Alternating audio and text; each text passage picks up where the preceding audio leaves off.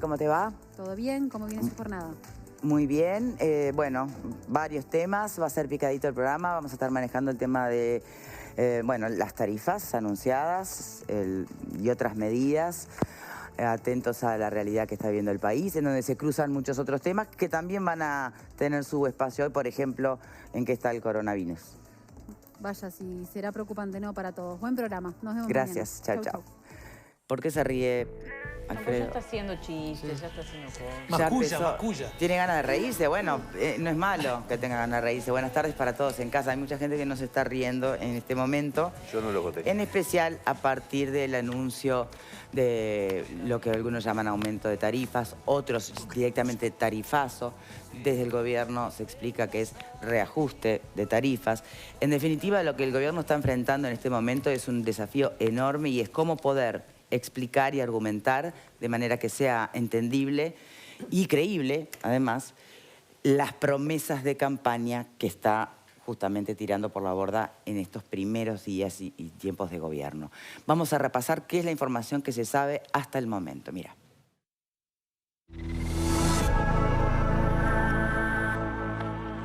Es importante tener en cuenta que el objetivo de todas estas medidas, el foco que tenemos, es reactivar la economía, generar mayores puestos de trabajo. Y en ese sentido es que los números que ya los vamos a ver, es importante tener en cuenta que esta adecuación tarifaria se hace por debajo de la evolución de costos para cada una de las empresas públicas que estamos considerando.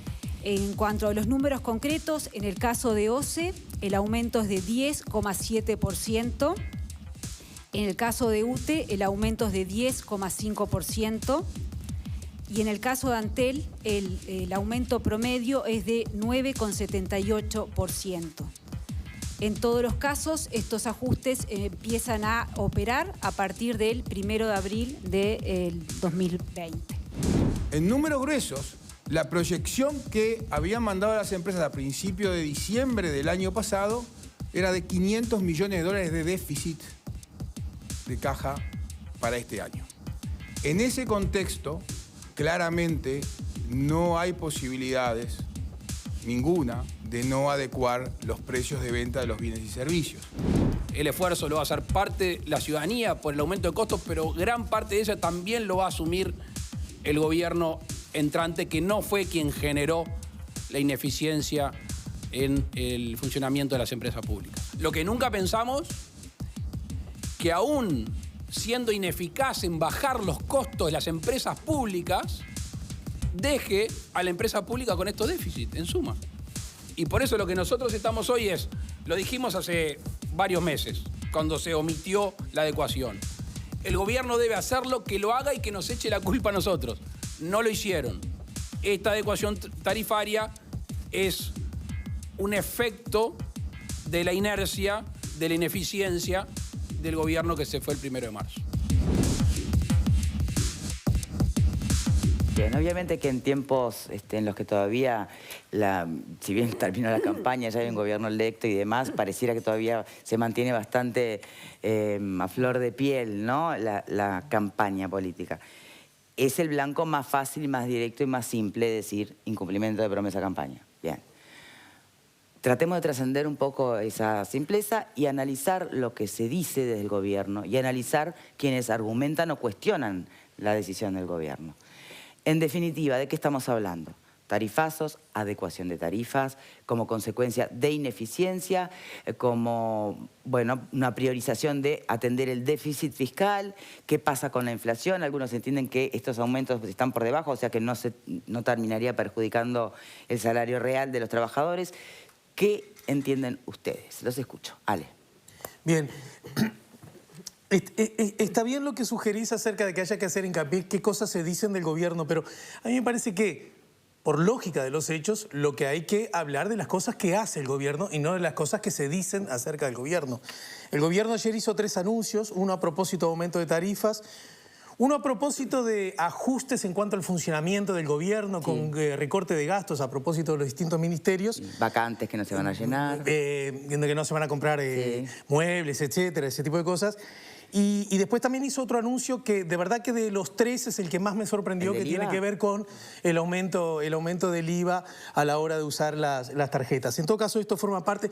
Sobre esto puede haber dos grandes miradas. Una estrictamente técnica, en la cual yo lo digo con honestidad, me pierdo en algunas cosas, y otras que tienen que ver con asuntos que están ocurriendo y que, para ser justos, me parece que a muchos no nos pueden sorprender. Quiero decir, si un gobierno gana la elección diciendo tenemos un gran déficit, lo que es cierto, y el déficit tiene que ser abatido porque de lo contrario nos endeudaríamos más y eso no lo queremos hacer, hay dos formas de hacer eso. Uno, bajando gastos, y otro, obteniendo más dinero de la recaudación. La recaudación se hace a través de dos mecanismos, subiendo tarifas o aumentando impuestos.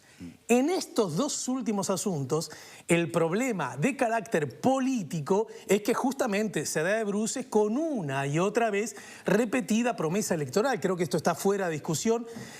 En lo que a mí refiere, ya tan temprano incumplir una promesa electoral no es patrimonio de este gobierno, por supuesto, ¿no? El de decir algo por supuesto, y no cumplirlo, me parece que tan pronto ya no solo puede afectar la imagen que el ciudadano pueda tener sobre este gobierno, sino me parece que puede afectar algo que para mí hay que cuidar más que todo, siempre y por encima de todo, tiene que ver con la credibilidad del sistema político en general, de los políticos en particular y del sistema democrático por encima de todo. Bien.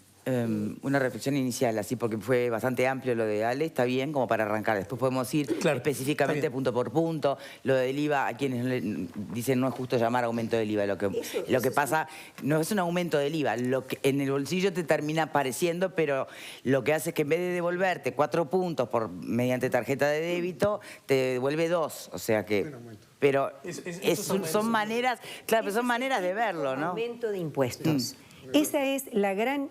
Para mí, la gran negación de lo que fue una promesa repetida y reiterada, donde puso en juego su palabra. ¿Lo ves ahí mucho más que en lo tarifario? Pero claro, porque eso es un aumento de impuestos indiscutible. Es decir, la gente cobra y trabaja con la tarjeta de débito y paga el IVA, pagaba o el 18 o el 20. Sí. Si vos ahora vas a pagar el 20, ¿no? Vas a pagar pero en el 22... directamente te están aumentando los impuestos sobre las compras. Yo no creo que esto favorezca, la verdad se lo digo a la señora ministra, active la economía ni mucho menos. Al contrario, va a generar una retracción del gasto de la gente, del consumo. Por lo menos va a haber menos recaudación de impuestos, va a haber menos recaudación y menos espíritu emprendedor en la gente, que lo agrego a lo que decía Alejandro. No solamente no perder la credibilidad, sino no perder la luna de miel que siempre se tiene con un nuevo gobierno, donde la gente apuesta y pone expectativas de que las cosas van a venir mejor, etc.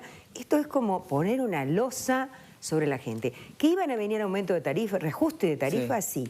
No es cierto que las empresas públicas dan pérdida. Las empresas públicas aportan a rentas generales y estoy cansada de escuchar desde Gonzalo Casaravilla en adelante que dan ganancia a las empresas públicas. Estamos hablando de 500 millones de dólares. Alfie puede decir lo que quiera. Alfie puede decir lo que quiere, puede hacer esa lectura. Pero las empresas públicas uruguayas no dan pérdida, dan ganancia y esa ganancia es la que se aporta a rentas generales. La energía podría ser más económica y yo vuelvo a repetir algo.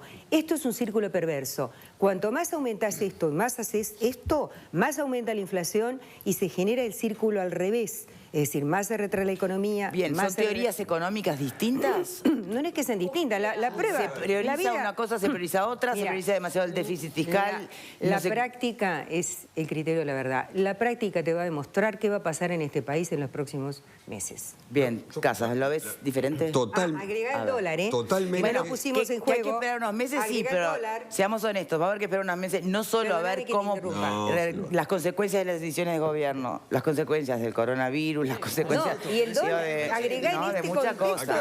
Exacto. Tenemos que separar dos temas. Un tema es el tema de las tarifas, que lo vamos a discutir, no hay ningún problema.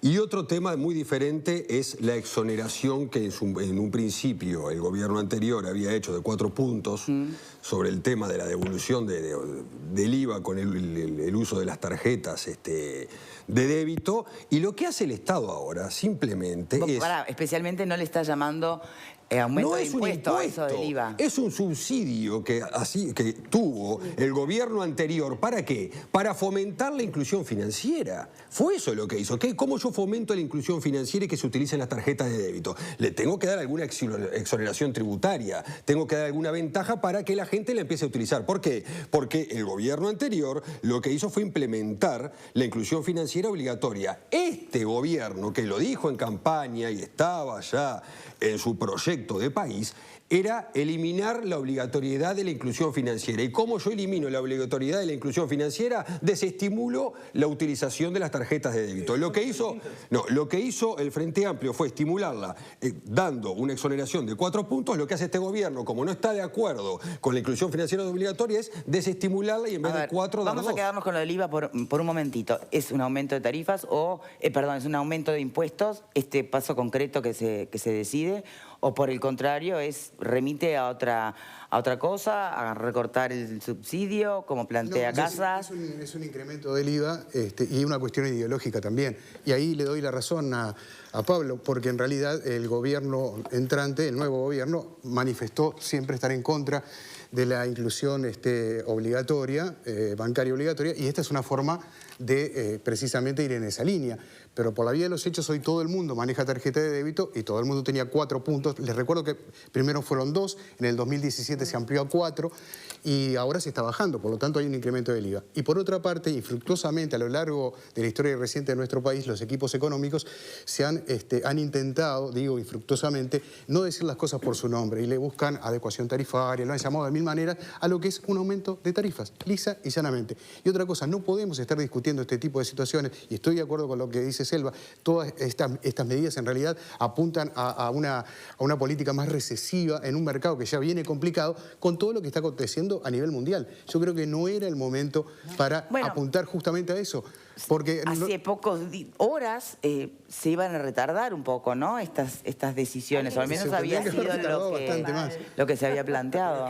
Tendría que haberse demorado bastante más. Hablaban de postergarse hasta ver cómo avanzaban algunas situaciones que son coyunturales y externas, ¿no? A ver. Bueno, yo creo que sí, que indudablemente si tú pagas un precio y luego pagas el doble de eso, es un aumento, ¿no? No hay duda. Pero respecto a la obligatoriedad de la ley de inclusión financiera, una cosa es decir, nosotros estamos en contra de que sea obligatoria y otra cosa es dinamitar el funcionamiento en sí mismo de la inclusión financiera. Son dos cosas distintas, ¿no? Eso no fue anunciado. Al contrario, creo que mucha gente estaba de acuerdo con que no sea obligatorio, con que alguien pueda elegir si quiere cobrar su salario en la mano o quiere ir a un cajero, quiere que se le deposite en su cuenta bancaria. Y otra cosa es que el propio gobierno esté dinamitando lo que se avanzó en materia de inclusión financiera. Son cosas diversas. Y respecto a la forma de comunicar, creo que ayer se vio claramente una forma de comunicar donde otra vez vamos a estar hablando de la cuestión de la herencia, ¿no? La herencia maldita que el gobierno de Vázquez recibió de Mujica, ahora se repite esta historia, porque la forma en la que se comunicó este ajuste de tarifas, lo que remite es no a una cuestión simple de, bueno, el gobierno de Vázquez no las adecuó en enero, las tenemos que adecuar nosotros. Lo que se comunicó ayer es algo bastante más complejo y más grave que eso, ¿no? Lo que dice Alfi es una manera distinta de decir que en realidad, si no se asumía este costo, las empresas iban a dejar de aportar a rentas generales esos 500 millones, que no implica que las empresas sean deficitarias. Exacto. Son cosas distintas. Bueno, pero ahí está el gran debate de fondo que lo mencionamos siempre al pasar y nunca lo hacemos. Tenemos un debe en eso, pero, ¿no? Sin embargo, ¿hasta dónde la empresa pública es un ente recaudador o está al servicio de...? Entonces tú tienes que ser coherente con tu propia línea, porque hace un año cuando se subían las tarifas se hablaba de tarifazo porque las empresas públicas no eran deficitarias. Bueno, claro, hoy lo que dice el Frente Amplio es estas son medidas recaudatorias. Claro, entonces, al final estamos un poco siempre con este mismo juego de que las medidas son recaudatorias porque, entre otras cosas, nos dicen, bueno, se está subiendo mucho menos de lo que se debería, pero no estamos viendo cuánto realmente se debería subir. Creo que esa información también faltó en esa conferencia de prensa. Alfredo. El único retardado acá en todo esto me parece que soy yo, porque a mí la verdad que yo escucho a un lado y al otro y no entiendo nada, porque las empresas públicas hasta hace poco vimos los balances y estaban dando superávit y ahora resulta que según el nuevo ministro de Economía dan pérdida. Por otro lado, se hablaba de que la adecuación tarifaria, antes se hablaba de consolidación fiscal, ¿se acuerdan? Entonces, siempre se evita la palabra subir tarifas. Vamos a entendernos. Yo creo que se hizo una chicana, sin lugar a duda política, por parte del gobierno saliente, de no subirlas en enero, como se vio todos los años, para decir, perdí, ahora clávate con esta. Me parecería mucho más lógico... No sé si hubieran subido un 10%. No, me parecería mucho más lógico. Pero aparte está el otro tema, dicen, va por encima de la inflación. Yo escucho un montón de gente que dice, está por encima de la inflación. Bueno, la ministra de Economía dice que no está por encima de la inflación. ¿Puedo terminar el razonamiento? Sí, perdón. Si no me mareo y entonces me retardo más todavía. Entonces, qué humilde vino hoy. Hoy sí, vengo cansado.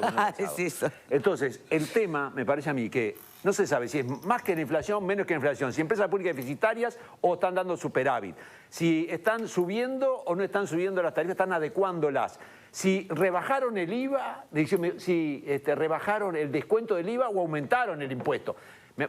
¿Por qué no hablan claro? Me parecería mucho más lógico que el presidente y los ministros que miren, encontramos esta situación, nosotros dijimos esto en campaña electoral, pero el gobierno anterior no hizo, entonces tenemos que adecuar las tarifas. Al mismo tiempo, como no vamos a subir el combustible, tenemos que recaudar por otro lado, por tanto, el IVA que ustedes no pagaban, ahora lo van a tener que volver a pagar. Sobre todo los que van a restaurantes, que de 9 a 5 le baja, por eso no habla nadie. O sea que vos decís que comunicacionalmente se podría haber saldado mejor esta situación. Pero que por no querer pagar el precio político, porque aparte, claro, hoy las redes sociales están llenas de videos de la calle Pou diciendo no voy a subir las tarifas, no, mi palabra alcanza. Lo dijo Nacho claro, con un programa con Nacho Álvarez, ¿no? Es decir, en un montón de lugares los discursos...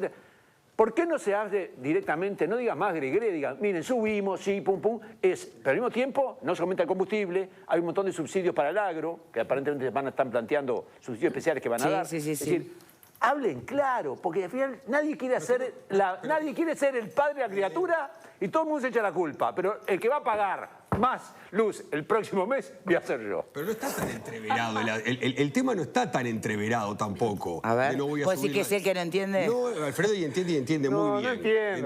Entiende muy bien. A ver. Pero no es que esté tan entreverada la situación. A ver, yo veo que se desgarran las vestiduras porque aumentaron las tarifas. Las tarifas aumentaron, que van a aumentar en 14 o 15 meses, depende de cuándo se tome el último aumento. Hay una inflación de un 11,75%. Las tarifas van a aumentar por debajo, como aumentaron siempre todos los años. O alguno en este país pensaba que no se van a aumentar las tarifas, se van a estar congeladas 2 años. Pero, a ver, aunque... No, Selva, vos no lo pensabas, que la evolución iba a ser que si la electricidad invertimos tanto en molinos de viento, en la energía, etcétera, por fin íbamos a tener energía barata en Eso Uruguay. creímos todos, convengamos. La transformación de la matriz energética nos llevó a tener esa esperanza. De a uno, por favor. Del 1 de enero al 1 de abril son 15 meses. Según el director del OPP, yo no voy a cuestionar los números que tiene, fue lo que dijo ayer. Hay una inflación de un 11,75% en esos 14 meses. El aumento de tarifas que va a regir el 1 de abril anda en un promedio en un 10,5%. O sea que está por debajo de la inflación como se aumentó siempre toda la vida. Entonces, a ver, si alguno pensaba que iban a estar 2 años sin aumento de tarifa, o no entiende nada de economía o no vivió en este país. No, tiene otra opción. Yo estoy escuchando. ¿Cuál sería la otra opción? La otra opción es, repito, cuando tú estás haciendo todo esto que estás haciendo, va a dispararse la inflación. Acordate de lo que te voy a decir. Los próximos meses la inflación se va a disparar. Eso va a generar, porque obviamente van a aumentar todos los productos, las cosas se van a remarcar los precios, la gente va a recibir menos por su salario, o mejor dicho, va a poder comprar menos que antes. Por lo tanto, ya se está hablando de no llamar a consejo de salarios y mantener los acuerdos un año más que se tuvieron el año pasado. Ya se está hablando de eso y no se sabe qué es lo que va a pasar. Bien, pero a ver, entonces, Selva, hay que separar los tantos, ¿no? Eso remite mucho más al dólar que a estas medidas que acaba de plantear la ministra de Economía, ¿no? No, la inflación se va a disparar no por el dólar, por la suba de tarifas. Porque la suba de tarifas incide en todo. Yo te repito, yo creo que hubiéramos debido ir, y lo critiqué al Frente Amplio por eso, en una reducción paulatina del costo de las tarifas, que son las más altas, repito, de la región, tanto las residenciales como las que hacen a la economía nacional, son las más altas de la región, son más altas que Brasil, que Argentina, que Paraguay, que Chile. Señores, no nos equivoquemos. Si dijimos toda la inversión que hicimos, no tenemos por qué automáticamente, y solo en aras de cumplir con lo que me piden los mandatos internacionales de bajar el déficit fiscal, de que el déficit fiscal no se me pase un 0.2, un 0.3, ¿sabes qué? Lo vamos a sufrir todos. Y te repito, la economía no se va a activar. Bien, pero a ver, la inflación está entre las más altas de la región hace mucho tiempo.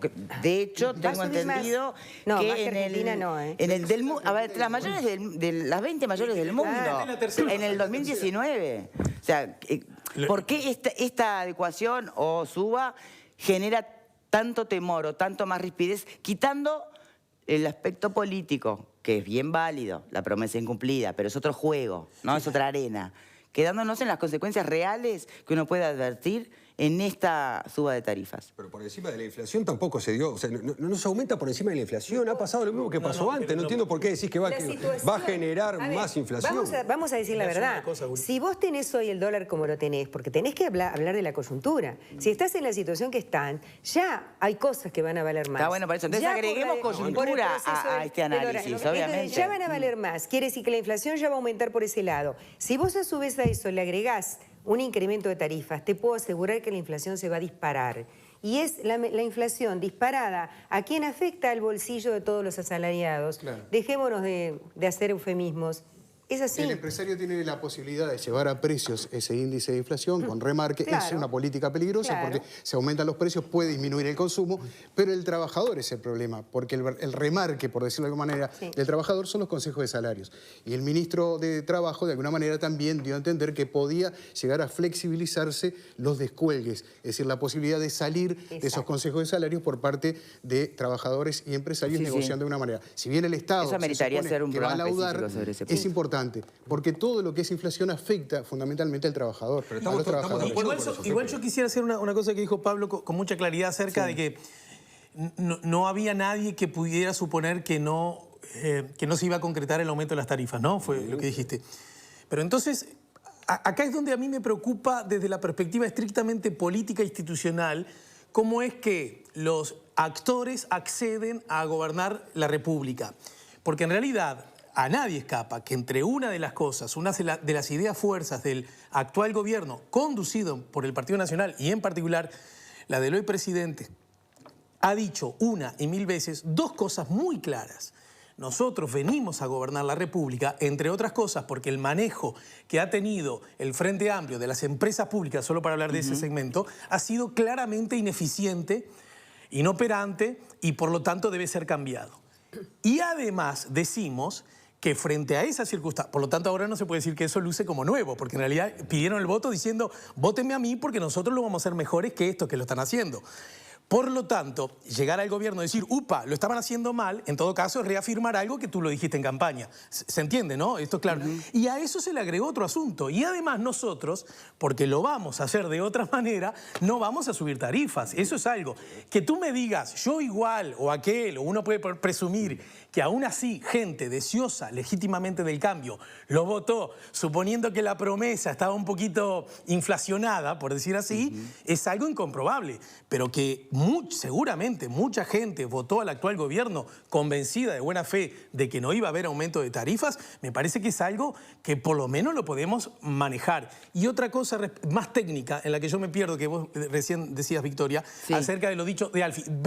Prometo que son 10 segundos, solo 10 segundos. Alfie dijo que en efecto, si esto no se producía, había un déficit operativo de las empresas, ¿no es cierto? Quizás la palabra no sea justa. Pero también es justo decir que en el mismo tono y en el mismo momento, Casaravilla, el presidente de UTE, dice exactamente lo contrario, que había 150 millones de superávit para 2020 sin necesidad de subir las tarifas. Por lo tanto, hay dos relatos sobre un mismo nicho. Pausa, ya venimos.